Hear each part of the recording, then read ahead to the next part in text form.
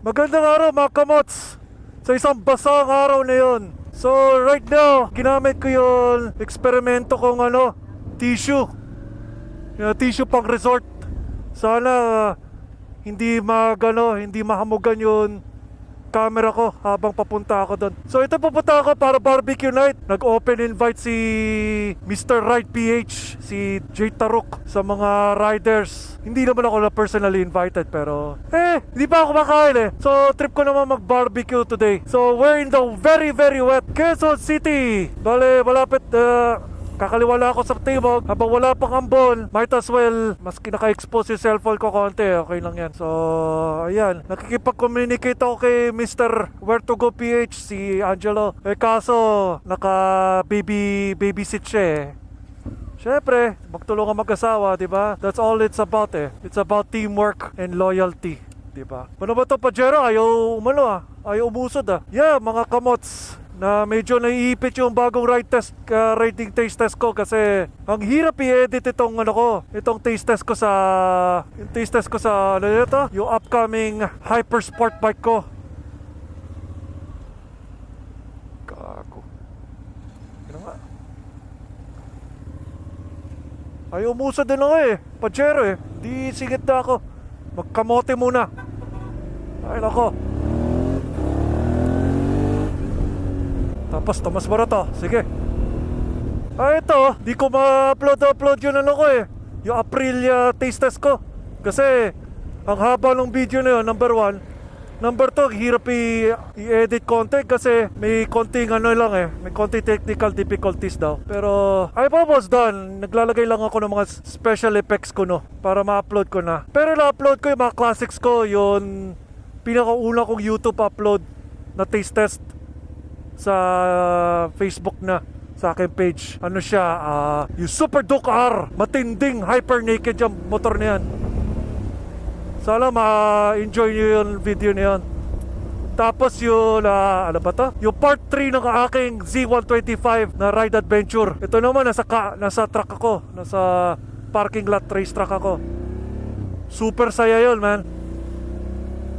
Ginawa ko lang ang makakaya ko para ko yan Isa yung YouTube classics ko rin yan. Pero ngayon ko lang in-upload yan sa my Lapid Vlogs Facebook page ko. Kaya, ayun. So ngayon, commute papunta sa restaurant, cafe, whatever, bar. Kaya, big bike commuting ulit. Alam ko, nagka-counterflow ako, pero kakayanin yung isa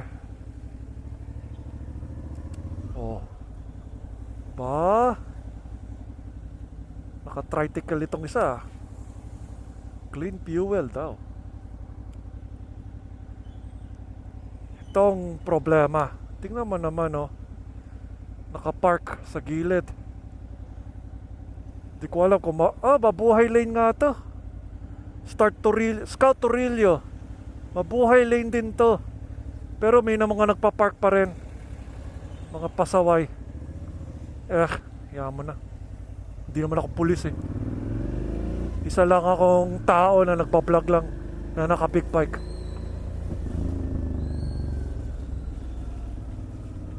Ayan. Tignan ko, makipag-network ako, gain you foothold in the social media atmosphere. Ito, counterploy mga iba Ayun ayoko na mag-counterflow. Putek na yun, kaka-nervyos Sana di hamugin yun GoPro ko. Yung 7-Eleven balot ko, hindi gumana. Pero yun, lalo na wala.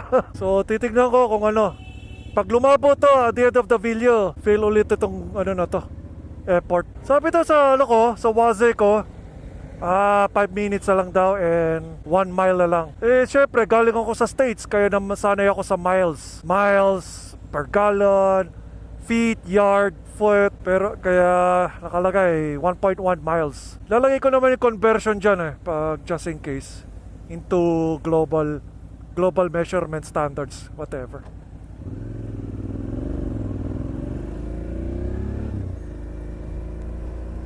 Ayun.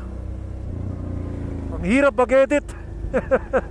Ay nako, hirap talaga mag-edit. Tapos mayroon pa ako narinig na balita lately. Nakita ko sa Motopinas, yung mga news sites dyan, sa banda-banda sa Facebook. Yung Yamaha daw, lalabas daw nila yun yung XSR155 daw. Yun yung parang retro heritage motorcycle na 155cc. Bale, siya, yung makina niya based on the newly released MT-15. Tek na to Loko tong Corolla to yaman na. Tapos mayroong ilalabas daw na Tracer 115 daw. Nakita ko rin to sa interwebs. Bale, kung ilalabas to, ito na yung pinaka affordable na sport touring motorcycle in the class actually. Kasi wala masyadong touring motorcycles adventure touring, sport touring, or ADV. Unless kung ilalabas kung may lakas ang loob ang Honda Philippines, ilabas yun XDV 150. Ano naman to? Ayaw kumalaw. Lalo lumapit yung Chevy Sonic. Ayan, gagalaw. Kung hindi, magsa-sidewalk ako. Makahayupak na to. Saan ba yung mga pulis?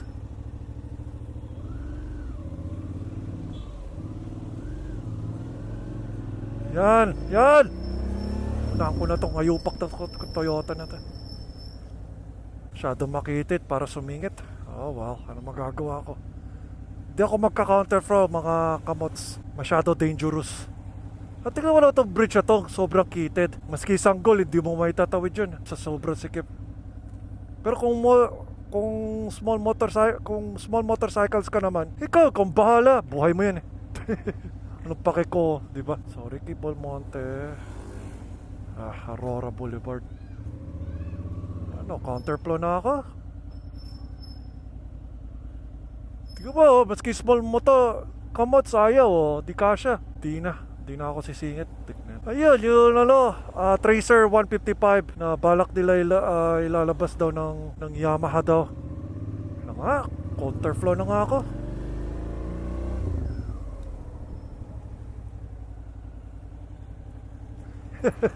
Stoplight pala to, hindi siya traffic enforcer. Sama ng sama ng timing ng kanilang traffic system nila. Parang nakaprogram to pang madaling araw kung kailan wala masyadong kotse.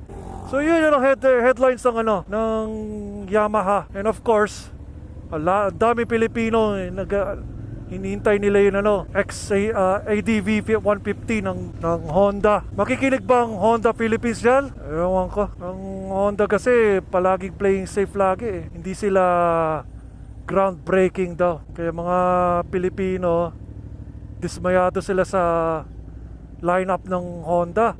Maganda yung yung CRF250 tsaka yung Rally. Tapos pinipilit nila i-market yung PCX. Pero unfortunately, ang demand ng mga Pilipino yung ADV 150, di ba? Yung PCX hindi masyadong as innovative as the NMAX ng Yamaha. Oh well, pala sila magsuntukan. Tapos hindi pa natin alam, di pa confirm sa Yamaha Philippines if they're going to import the XSR155 and the and the Tracer 150. I think they're based on the same engine pero bahala na. Kapag may pagkakataon mag-taste test, iti-taste test ko pa rin yan. At saka meron ko suggestion din sa Toll Regulatory Board para wala na sakit ang ulo sa mga maliliit na big bikes like the Dominar, RC390, CK400. Ibaba na lang nila yun minimum cc's to 350. 50 cc's less para mas fair. Hindi naman lahat naka-Dominar kamotor sila. Marami ang popular connotation nga daw, pag nagra-ride ka ng big bike, hindi ka kamote. Hindi ka prone for reckless style of riding daw. Yan yung mga kamote kings ng marilaki. Singit si Ford Ranger bait na itong Civic. Keeping intersection clear Sige. Pasok kayo, Mirage. Ikaw, Sport, wag ka magpa-block. Loko ka. Tatawid lang pala. Cool. Tapos ako, gapang-gapang na lang muna. Gapang-gapang. Hindi ako magka-counterflow. Hindi katulad ng mga kapong KaMotz. Small motor KaMotz dyan. Ayoko magka-counterflow. Kakatakot eh. At least gumagalaw. Ito, mga karamihan ng mga small KaMotz dito, alang patience. Puros ako lang muna. Yan ang problema sa Philippine driving system dito sa Pilipinas. Palaging me first. Parang mga driver sa LA, ako lang mauuna, me first. Ayun pala eh, kasya pala ako eh.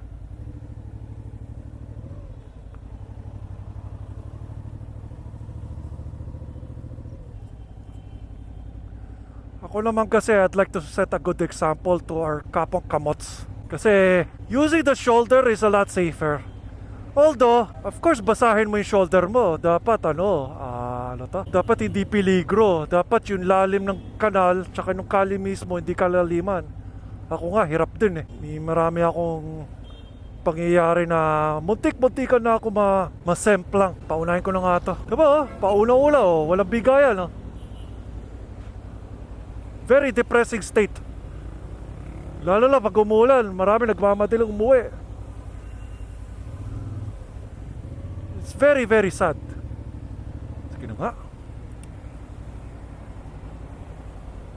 Daming mga KaMotz commuting.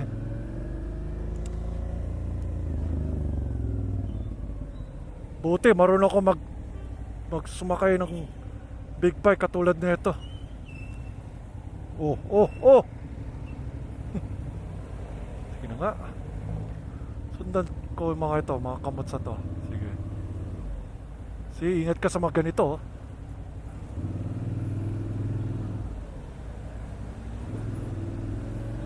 Yan, yung mga uneven surfaces, mag-ingat kayo mga KaMotz. Sobra.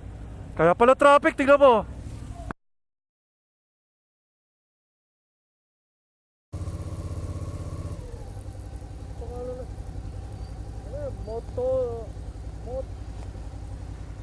Motovita.